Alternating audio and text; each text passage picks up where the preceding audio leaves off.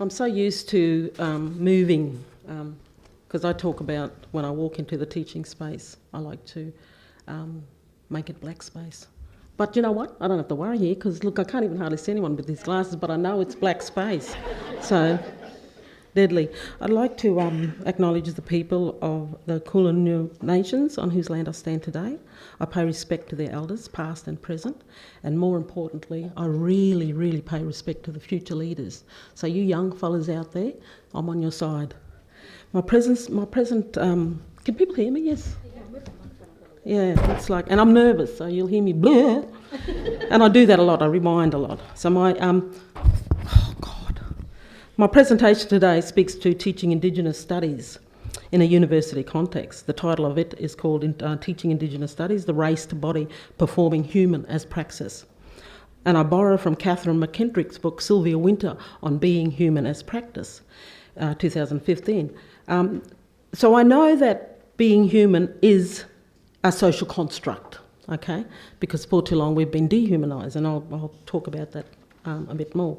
So when I enter the space of learning and teaching, I actually enter it as Yirinji McBarbara. And for a long time we haven't been allowed to be who we are.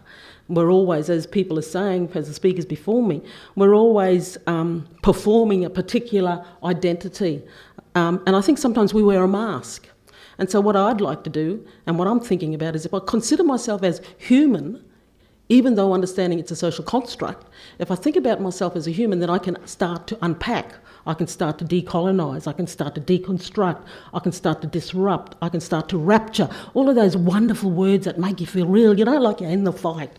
So being human as praxis is an action word, and praxis is action, and as an educator we talk about praxis a lot. So I kind of like that idea. Now, who am I looking out for time? I got you, Helen. All right, so now what I got to do? I think this is, yeah. So I've been reading this book called Habeas Vixus, and Habeas Vixus talk about you shall have the flesh.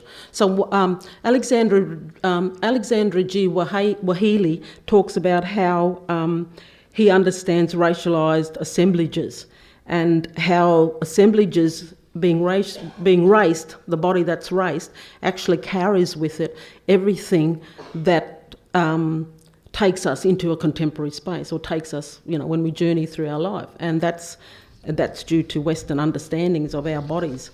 So he says, overall, I construe race, racialisation and racial identities as ongoing sets of political relations that require, through constant perpetuation by institutions, discourses, practices, desires, infrastructures, languages, technologies, sciences, dreams and cultural artefacts, the barring of the non-white subject from the category of the human as it is performed in the modern West.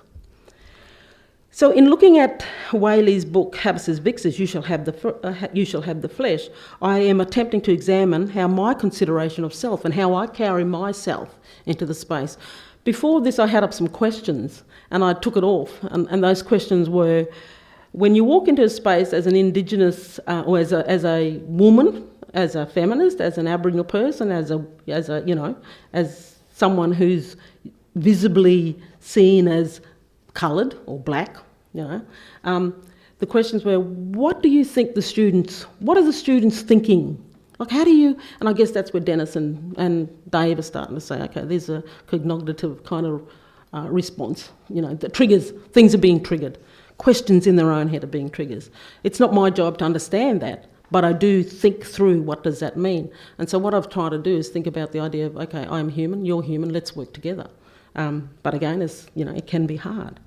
So what I'm trying to say is that when I consider myself as Indigenous, as community member and educator, it requires, I would argue, that I connect intimately to who I am and what I bring to the space.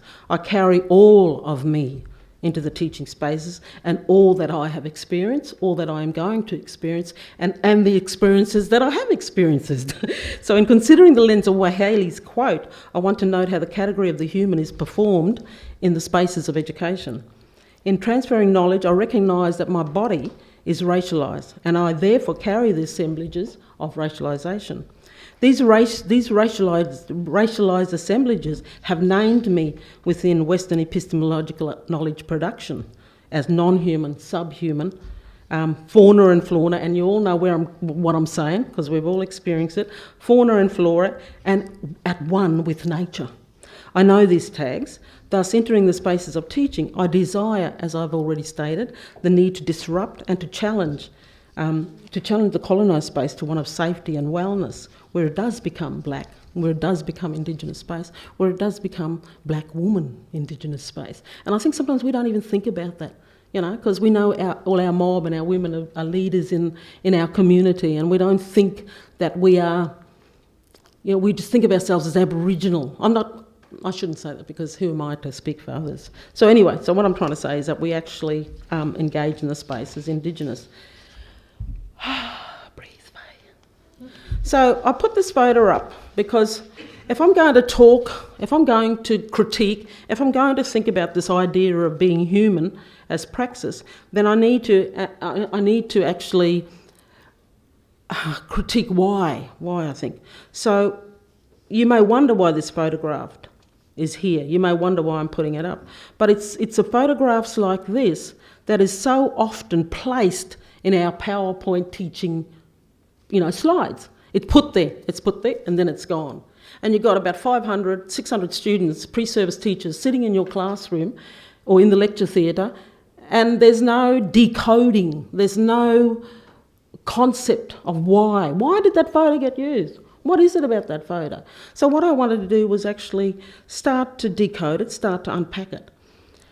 So this photo sits within the frame of public access, and I do want to acknowledge if there are family members connected. This is the Western Australian photos of West Australian people in the northwest of WA.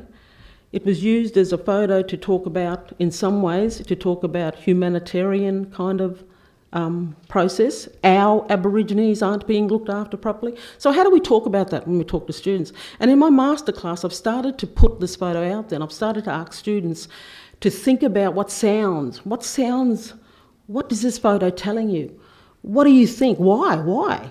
You know, and it's a bit like you guys, Dave and Dennis, and you know, you have to start to see the tools to deconstruct. You have to use the resources to be able to actually have these kind of conversations. And yes, they are uncomfortable, you know, and yes, they are emotional. And yes, there's like, I didn't know that kind of stuff. And so what it does is it actually allow a conversation to actually take place. Okay. So this one, I argue, when I'm looking at it, it talks about intimacy. So I'm looking at the idea of colonialism, the intimacy between the coloniser and the colonised bodies. And so I'm arguing in my PhD that it's an intimate process. It's, you know, because there's violence in the way that these processes have caused Indigenous peoples as we are in the contemporary, and all the health stuff that we have to go through. So I'm looking at it in that kind of context. So I'm bearing witness to this photo, and it reveals the erasure of First Peoples' bodies as flesh and as human. It's denied through the marking and making of who is and who is not human, who is and who is not Australian, within the context of imperialism and the establishment of the colonised nation of Australia. In consideration of the right to examine this photo, I approach with caution, knowing that the men in this photograph could be from any language groups, as Chris Owen's book that came out, in 2016, Western Australian. So it could be the Warragon, the Jarragan, the Nulanglu. Apologise for the way I'm saying this. I should really learn how to speak. That's my fault. And the Bunbunban groups, which was made up of clan groups of the east and west of Western Australia. I acknowledge and pay my respect to the many family members in the contemporary, and I think that's an important concept because I don't want this to be voyeurism. I don't want this to be another look here. I really think that as an educator, as a Yidinji McBarbara person, that it's important to start to see how dehumanisation occurs. And it can be read in a photograph like this. There is no doubt about it. And so when I ask students about it, I get things like, Okay, the sound of chains rattling. What does that mean? The sound of footstep stompings. What do you think's going on? And it's not just this photograph, it's other photographs like this that's out in the public space. Okay? How am I going for time? So I actually think that it offers an opportunity for deeper analysis and a deeper and the raising of critical consciousness. I've sat in meetings where people, teachers, lecturers have said, yeah, I do the critical awareness stuff, but to me that's such a, I don't know, you know how you get something and you want to chew it and it doesn't really make sense and it's just like, oh, hold on a minute. I like the idea of critical consciousness because then I think it actually works to your brain, it decolonises or works within another way, how you think about stuff. Or maybe I'm going on too much. So what I want to do is bring to the fore colonial history, and I think I do that within my teaching area. I want to talk about intimacy, creativity, racialisation, and the political justice of bare life and racialised assemblages, as Whaley frames in his book Habitus Vixus. So to journey through teaching Indigenous studies, I want to rehumanise, or I want to detail that we've never really been non-humanised, if that makes sense. So I'm still working through this, so bear with me, okay, as I go through this, people. Okay, where am I? And I want to shift power. To remember my people and our sovereign connective relationship to all that we are, regardless of the processes of colonisation, regardless of wanting the non-Indigenous students to understand exactly what my black body is in that space. To know that when I start to talk like a Murray, it's okay. I don't have to be as articulate as I want to be. Because sometimes the Murray stuff actually makes more sense. The blackfellow stuff makes more sense. They're like, oh, okay, she's talking another way. It's very creative. So, you know, we can actually perform. And I do say teaching is a performance, and you have to perform, you know. And if you don't perform in a creative way and in a way that humanises you, then, you know, it's an interesting way to actually go through this journey of teaching so that you're not hurt, or you can be hurt, but so that you're not a victim, I guess, in this context. Because I don't think we ever want to be victims. We're too strong and too powerful, and we've survived a whole lot of stuff. And I think that's the importance when we walk into a classroom with non-Indigenous students and we teach, you know, as an educator teaching education students, they have the power to bring some change, you know, to the space. They can actually start to, you know, think through what they want to, what they would like to understand themselves. So, So turning the gaze back, our reason is situated within the domains of desires, intimacies and the possessiveness of the coloniser towards the colonised. Such possessiveness exists within the agenda of sovereignty and living, as well as a layered palimpsest of ontological, anthological and the humane, I don't know, the something of human and non-human. I could spell it out for you and someone could say, that's what that word is. I do know what it is. In my head I see it, I just cannot pronounce it, of human, non-human, and the way it's played out through colonial and Western understandings of Indigenous peoples in this country. So I also wanted to pose a question. I'd read somewhere that teaching Indigenous study, who is it for? And I think it's an interesting question. Is it for white fellas or is it for black fellas? Like, I think it's an interesting question, and I think it's one that we can actually consider or contemplate, and don't ask me a question about it when I sit on the panel, okay? Because I want you guys to have the answer. So that is the reason why I want to decode, deconstruct and disrupt white ways of knowing. How am I going for time? How much? 7 minutes. Oh, God. Hey, I've got a lot yet to talk about. No, gammon. Okay, so we'll do that quickly. So the positioning of the body and the flesh as habitus vixus, you shall have the flesh. It unpacks and deconstructs the theories of the interconnection of race, assemblage and politics. It redefines and rearticulates the ways of violence and violence of the racialised body and the way it's tied up in the continuation of power within nation states. And I think the speakers before, and I think the speakers that will come after, reveals that through their understanding. So the positioning of the body and flesh as habitus vixus, you shall have the flesh. We understand that Watson, Morton, Robinson, they illuminate the ways that white possession and self of lands, bodies, country continues into today, unabated, and it functions through the disciplines of law, political sciences, history and anthropology, manifested in the way that the regulatory mechanism and the making of government policies and legislation. I should maybe go ahead a bit, because I think I've only got 7 minutes. All right, so I'm going to try and do this really quickly. So what I argue is that if the gaze is turned back, then it repositions the power, it gives humanity. So when I think about the men in the chains, I think you have to listen, you have to hear the voice. And if you use your imagination and your critical consciousness to unpack that, then you bring to the fore another kind of narrative, another kind of story, so that they're not silent, they're not muted. And Tina Camp talks about how she listens as a methodology to photographs, because the photographs can tell you something. And so I find that really interesting.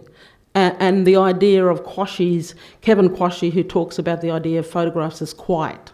And I'm trying to work through that, and how do you bring that into a teaching space, which I find really interesting. So there's probably a lot I'm talking about now. So what's interesting, I think, in the idea of that photograph that I put up is that some students, or when it's just put up there and you flash through it, there's no sense of their right to be seen. It's almost like they're not worthy of life. And if we don't see that, then we can't acknowledge them except as negative stereotypes that have labelled, obviously, men in chains as criminals. And so unpacking that and bringing to the fore the understanding of how you can start to talk about being human is to go through a process of understanding what dehumanisation means. I hope I'm making sense, I really do. So I like this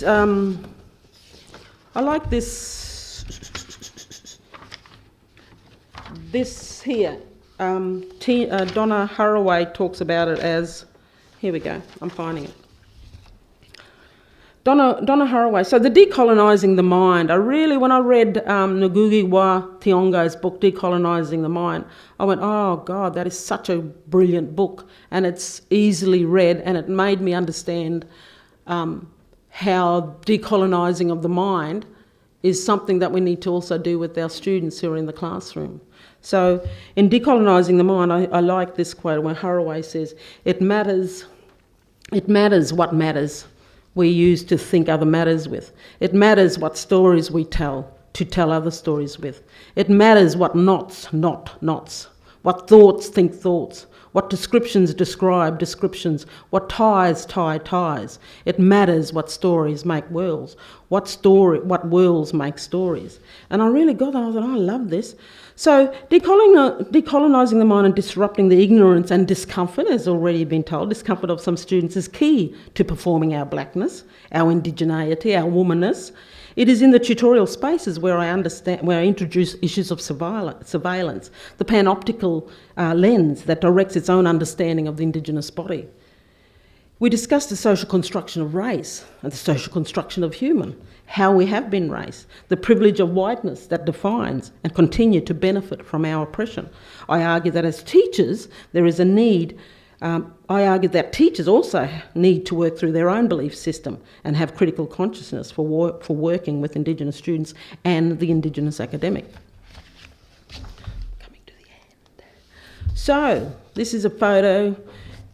I'm a part of a group, Sister Girls at Flinders University, Office of Indigenous Strategy, and we work through this Bound Unbound, and that's part of our research. It's a creative process, and we've done a few performances.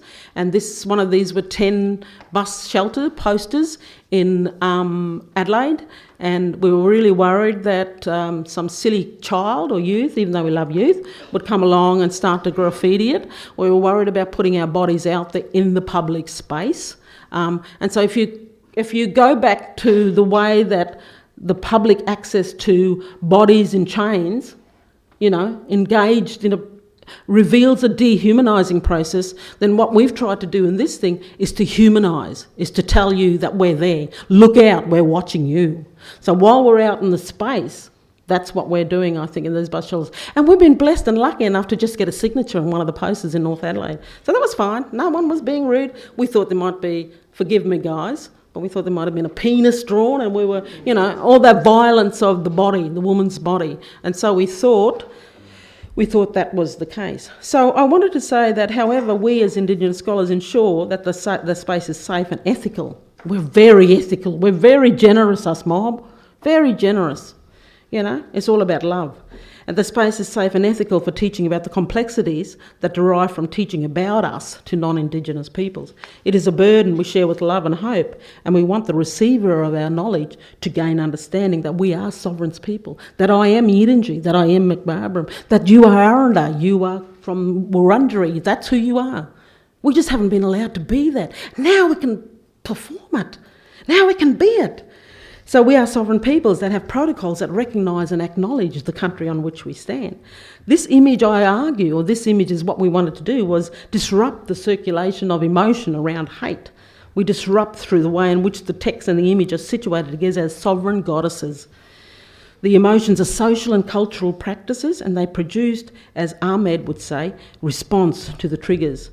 The images look forward and direct the viewer. They are not images of disadvantage or victimhood, so common in other images about Indigenous people, where the viewer is located as the voyeur. Instead, they are images that challenge the viewer and act as a form of public pedagogy. It is a lens by which to teach, and in conclusion, I would argue that the teaching space is a contested space. It is it's a zone of contact.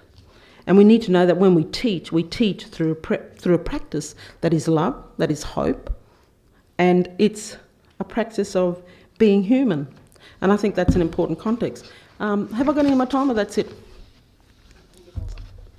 Finished? Yeah, finished. Thank you.